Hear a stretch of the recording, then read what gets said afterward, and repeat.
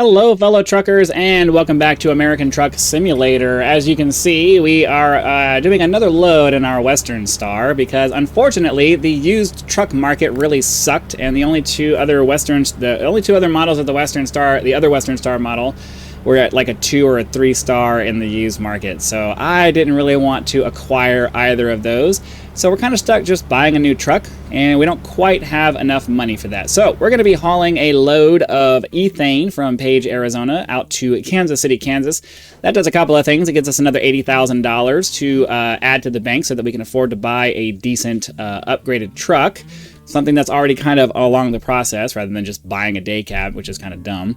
And then it also puts us back out into the Midwest states again and gets us kind of where we wanted to be in the first place. So we're going to go ahead and get on the road here. This is a relatively light load compared to some of the, especially compared to the last thing that we were doing. So shouldn't have too much of a hard time keeping speed up and keeping control of the load because, you know, it's fairly long and it's obviously got some extra axles and stuff, but it's not really that heavy compared to what this truck is capable of doing. As I also said to my Elite Dangerous audience earlier, a little bit ago, I am still working on this new format for having the recording basically just pause when I stop talking.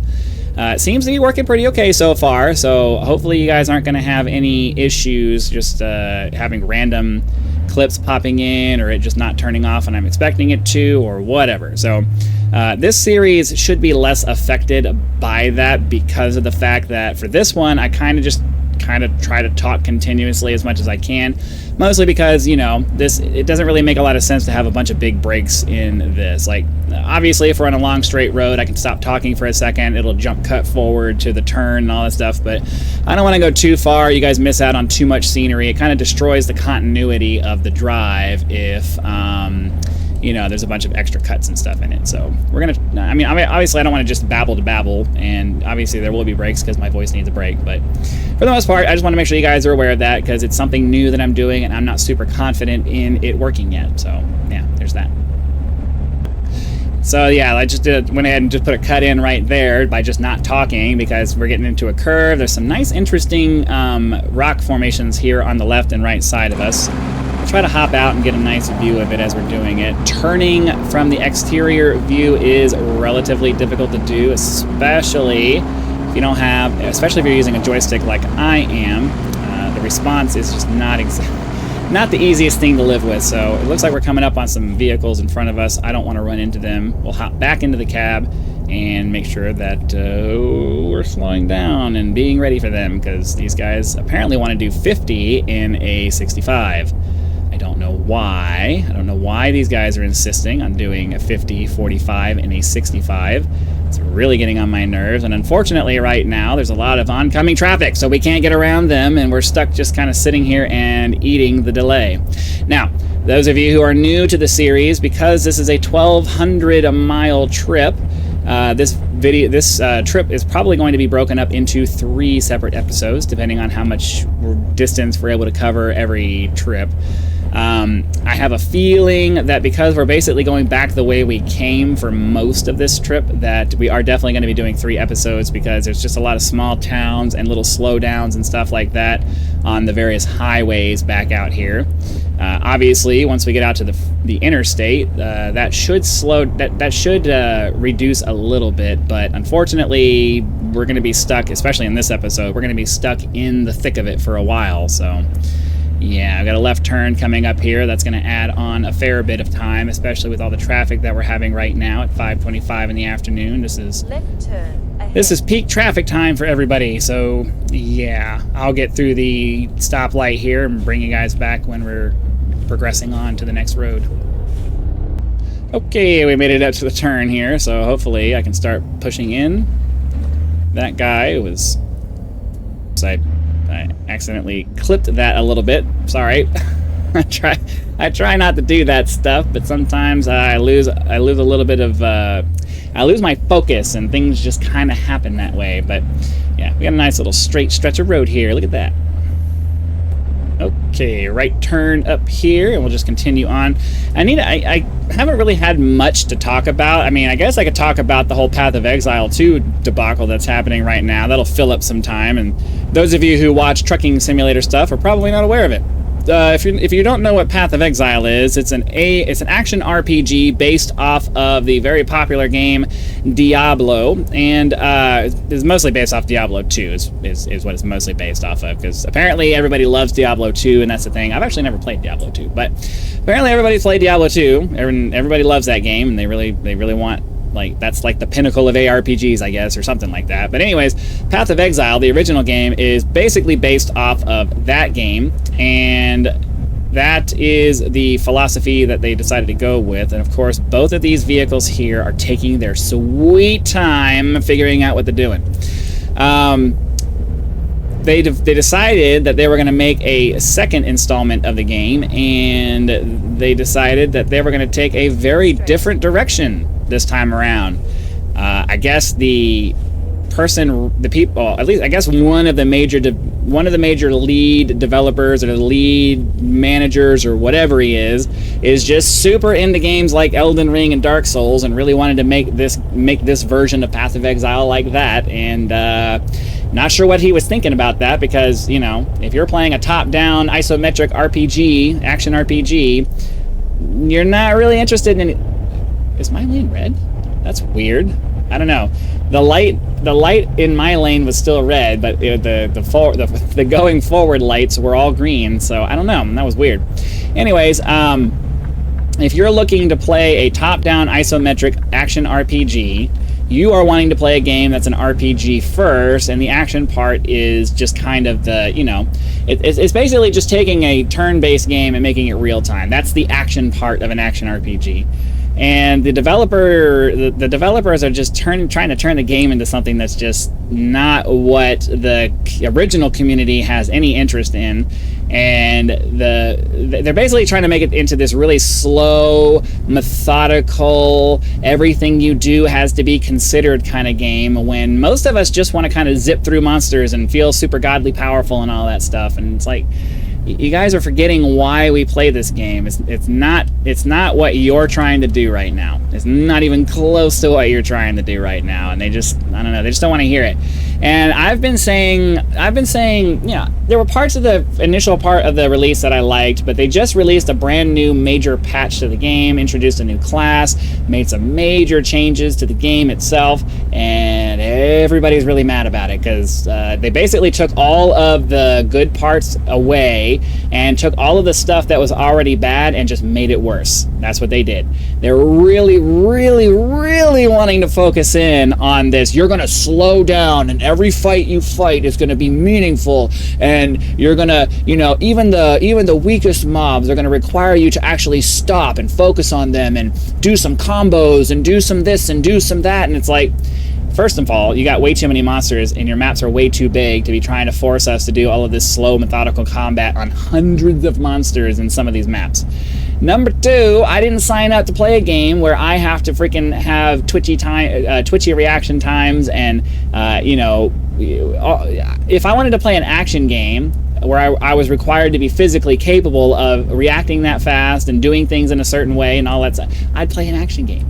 I play role-playing games because I don't want to play a first-person shooter, and I don't want to play a fighting game, and I don't want to play these games where you have to have, like, where young people have the advantage. I don't want to play those games. I'm too old for that now. I'm too old to be playing, or to be, you know, trying to meaningfully compete in a game where, you know, people 20 years younger than me have a significant advantage in everything that they do. Like, I don't want to play those kinds of games. I'm old enough. I'm old and wise enough to recognize that I'm just past that point in my life now. I guess we need to stop for this vehicle inspection here. I would normally hop out into the second, or the drone camera view, which we may still do. Let's go ahead and hop out there just so we can. I mean, we haven't gotten out of the truck here, so might as well hop over here and stop on the scale, get our weight. We're only 72,000 pounds, which, you know, if you remember our last load, we were at 130,000 pounds. So this is a significantly lighter load, which is much nicer to be able to just kind of cruise along and make a decent amount of money. But anyways, yeah, that's the direction that they're going. I know that's not necessarily the most interesting thing for people who are more into like simulators and stuff like that, but you know, I gotta talk about something, and that's one of the major things going on right now in my life is because when they released the patch notes for the game, as soon as I saw the patch notes for this new update for the game, and I saw that they were doing things like making the crowd control effects on players even worse than they already were, I was like, nah, I'm good. I'm not playing this. I'm not playing this league. It's just not worth my time. If like I already was irritated with getting frozen and stunned and these things that take away control of your character and force you to like worry about whether you're gonna die because, you know, something hits you and you freeze up for a second and then everything dogpiles you and you die. That's extremely irritating, and I don't like games that really focus on that and think that that's a reasonable mechanic to impose on players. It's fine to impose them on the mobs. That's part of the power fantasy of playing a game like that is, I am super powerful and you are going to die. You are a crappy little white mob and I'm not interested in anything that you have to say. Whereas, you know, they're trying to make it so that the white mobs are actually something that you have to worry about, and it's like, I don't want to have to worry about those. The only things I want to have to worry about are the rare mobs and the bosses, and that's it. Everything else should just be cannon fodder that I wade through their blood. That's the way that it's supposed to be. I'm supposed to be able to just wade through their blood. That's what I want. That's what everybody wants when they play an action RPG. That's what they want. And I don't know what you guys are thinking trying to take that away from everybody. Just let us have it. But anyways, that's the drama going on with Path of Exile 2.